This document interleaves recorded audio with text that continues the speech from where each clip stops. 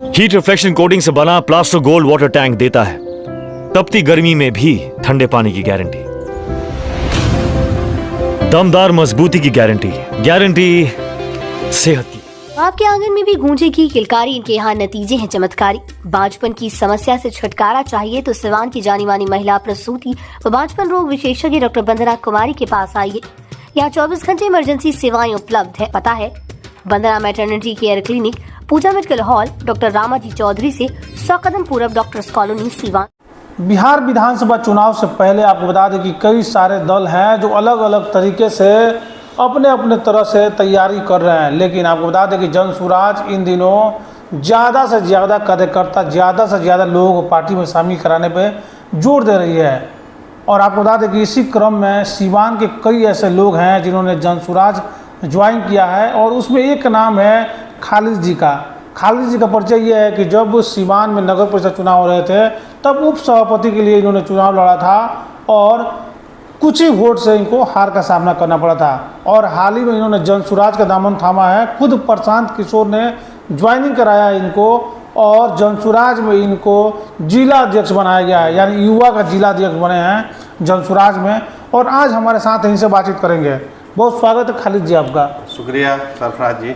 जन स्वराज में आपने ज्वाइन कर लिया, एक बड़ा जिम्मेदारी आपको दी गई है, चूँकि चुनाव भी नज़दीक है, बड़ी जिम्मेदारी आपको मिली है, युवा का जिला अध्यक्ष बनाया गया, क्या कहेंगे इसको लेकर? देखिए, मैं तो पहले जन स्वराज के सभी जितने भी जन स्वराजी परिवार हैं उनका मैं तहे दिल से शुक्रिया अदा करता हूँ कि उन्होंने उस लायक समझा, युवाओं के लायक समझा कि भाई युवाओं के साथ इनका ज़्यादा तालमेल है तो इनको युवा अध्यक्ष बनाया जाए। अच्छा खालिद जी, बहुत सारे दल हैं, फिर आपने जन स्वराज को क्यों ज्वाइन किया? जी सरफराज जी, बहुत अच्छा सवाल है आपका।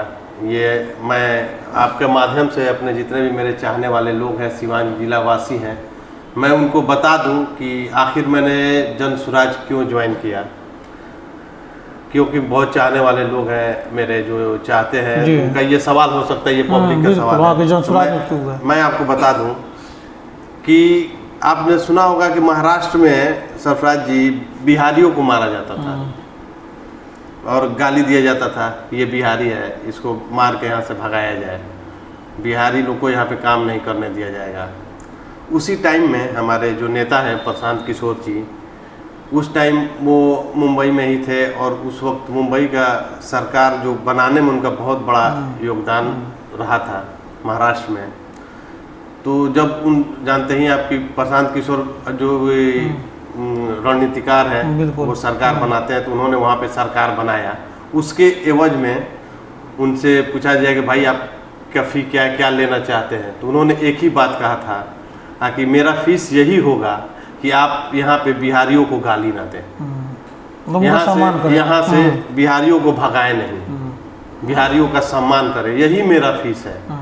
तो इस चीज़ से, क्योंकि हम लोग खुद बिहारी हैं, हम शान से कहते हैं कि हम बिहारी हैं, इस चीज़ से मैं उनसे बहुत इंस्पायर हुआ। तो थोड़ा सा उनके बारे में जानने का और इच्छुक आदमी हो जाता है कि कौन ऐसा शख्स है जो इतना अच्छा बात कर रहा है बिहार के और बिहारियों के हक की बात कर रहा है।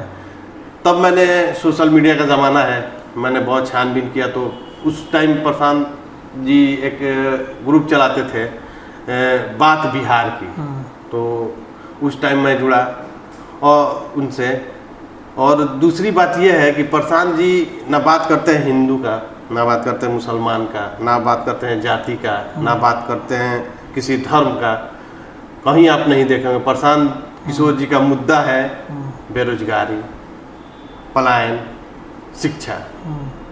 तो जो आदमी बात करता है पलायन का मतलब यह कि यहाँ के बिहार के लोग, तो कितना मोहब्बत है बिहारियों से कि वो चाहते हैं कि बिहार के लोग यहाँ से पलायन करके बाहर नहीं जाए, वो बिहार में ही रोजगार पाए। और इसी सब के लेके मैं बहुत इंस्पायर हुआ कि चलिए कोई तो नेता है जो बात कर रहा है शिक्षा का, रोजगार का, बिहार के तरक्की का। बाकी तो आप जानते ही हैं सभी लोग लूटने के लिए हैं, लूट ही रहे हैं 15 साल से 20 साल से, जब से वो संभाले ठगा ही रहे हैं हम लोग। तो उनका जो विजन है बहुत बढ़िया है, इसी से मैं इंस्पायर होके। लेकिन विजन तो शानदार है जिस तरह से आप कह रहे हैं, लेकिन उनके ऊपर आरोप ये भी लगता है कि बीजेपी के बी टीम है।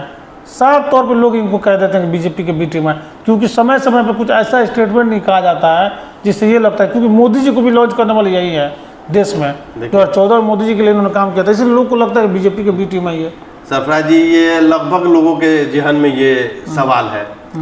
तो मैं यही कहना चाहूँगा कि पहले तो वो प्रोफेशनल थे, वो अपना प्रोफेशन उनका था रणनीतिकार का, वो अपना सरकार बनाते, उनका वही समझ लीजिए एक तरह का बिजनेस था।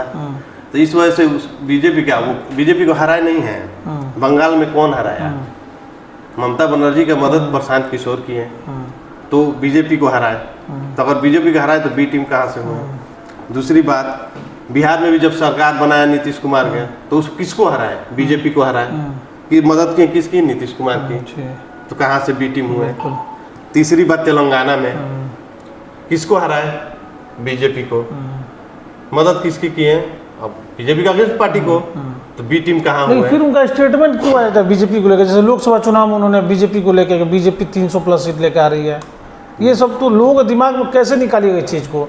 आप तो ठीक है, आप बोल दिए कि बंगाल में उन्होंने मदद किया था और बाकी स्टेट में आपने बता दिया कि मदद किया था, लेकिन लोगों के दिमाग से आप लोग कैसे निकालेंगे कि बीजेपी की बी टीम नहीं है? देखिए, एक और मैं बात बता दूं, जब प्रशांत किशोर जब पार्टी बनाए, ठीक है, तो कोई भी पार्टी नहीं चाहता है कि जब हम और आप झगड़ा कर रहे हैं, हम दोनों आदमी ताकतवर है, सरफराज जी आप भी ताकतवर है, हम भी ताकतवर है, हम कभी नहीं चाहेंगे कि तीसरा कोई खड़ा हो।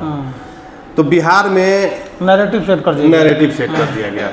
तो ये लोग सेट कर दिया कि नहीं, ये बी टीम है। जनसुराज बी टीम नहीं है, जनता की ए टीम है, जो जनता की बात करती है।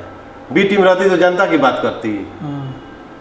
लेकिन एक सवाल और है, फिर इतना पैसा आता कहाँ से? लोग पूछते हैं, लोगों का सवाल है कि आखिर प्रशांत किशोर इतना पैसा खर्च कर रहा है, कहाँ से आ रहा है इतना पैसा? जो फैलाया जा रहा है ना कि प्रशांत किशोर को डैमेज किया जाए, ठीक है, तो वैसे होने वाले नहीं है।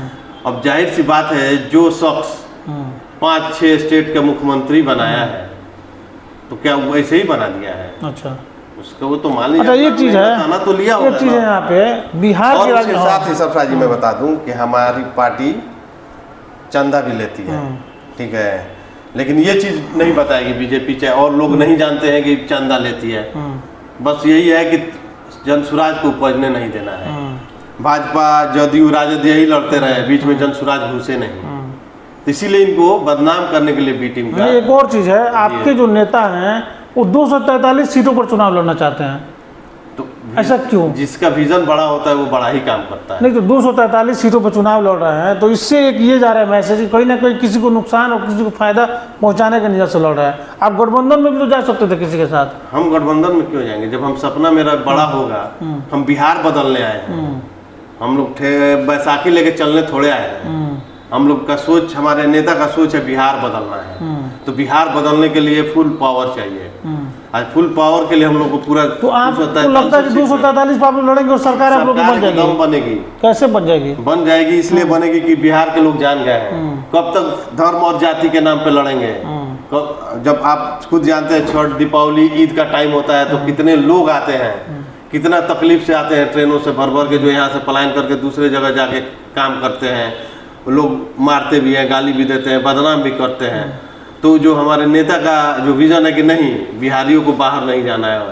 अच्छा ठीक है, इस विजन पे तो काम कर रहे हैं प्रशांत किशोर जी। एक सवाल और आपसे पूछेंगे, आप 243 की बात कर रहे हैं, हम सिर्फ 8 विधानसभा की बात करेंगे। सीवान के 8 विधानसभा में आपके पास ऐसे चेहरे हैं जो अवध बिहारी चौधरी, बच्चा पांडे, ऐसे नेताओं का मुकाबला कर सके? एकदम चेहरे हैं। सीवान में सिर्फ यही नेता थोड़ी है, और भी नेता हैं, अच्छे अच्छे नेता हैं, लेकिन वो खुल के नहीं आते हैं। लेकिन इंशाल्लाह इस बार हमारे पार्टी लाएगी, एकदम बड़ा चेहरा लाएगी, बढ़िया चेहरा लाएगी, पढ़ी लिखी चेहरा लाएगी, जिसको लोग देख के कहेंगे कि नहीं, इस बार हम किसी को नहीं, जनसुराज को ही वोट देंगे। ठीक है, तो मेरे पास ऐसे ऐसे कैंडिडेट है, वक्त का इंतजार कीजिए। सब आपका क्या रोल रहेगा आने वाले दिनों में विधानसभा चुनाव? देखिए, पार्टी जो भी जिम्मेदारी देगी, बहुत ईमानदारी से मैं उसके साथ रहूंगा। जो भी कैंडिडेट है, जो भी मेरे पार्टी का जो भी उद्देश्य है, जो भी काम यहाँ पे होगा, मैं ईमानदारी से पार्टी के साथ हूँ। खालिद जी को अब तक सीवान के लोग एक ऐसे व्यक्ति के रूप में जानते हैं जिन्होंने उप सभापति का चुनाव लड़ा और कुछ वोट से चुनाव हार गए। लोगों को ये लगता है कि खालिद जी एक बार फिर से उप सभापति के लिए आएंगे। कहीं ऐसा तो नहीं उप सभापति बनने से पहले विधायक बनने का ख्वाब खालिद जी देख रहा है? देखिए, ख्वाब मैं नहीं देख रहा हूँ, ना कभी देखता हूँ। और जहाँ तक बात रही, मैं वाइस चेयरमैन का भी चुनाव नहीं लड़ना चाहता था, लेकिन सीवान के शहर के लोगों ने इतना बोला, हम प्यार दिया कि नहीं, आपको लड़ना ही लड़ना है। अगर सिवान की जनता चाहेगी तो विधायक भी इंशाल्लाह एक दिन जरूर बनेंगे। चलिए, तो हमारे साथ खालिद जी थे जो कि जनसुराज ज्वाइन कर चुके हैं और जनसुराज में इनको जिला अध्यक्ष बनाया गया है युवाओं का, और साथ ही साथ इन्होंने कहा कि पार्टी जो दायित्व देगी उसका निर्वहन करने का काम करूंगा, और अगर अल्लाह ने चाहा तो इंशाल्लाह अगर आप विधायक का ख्वाब देखना चाहते हैं तो विधायक भी बनूंगा अगर लोगों ने बनाया मुझे तो। ऐसे तमाम खबरों के लिए देखते रहे न्यूज़ इंडिया तक।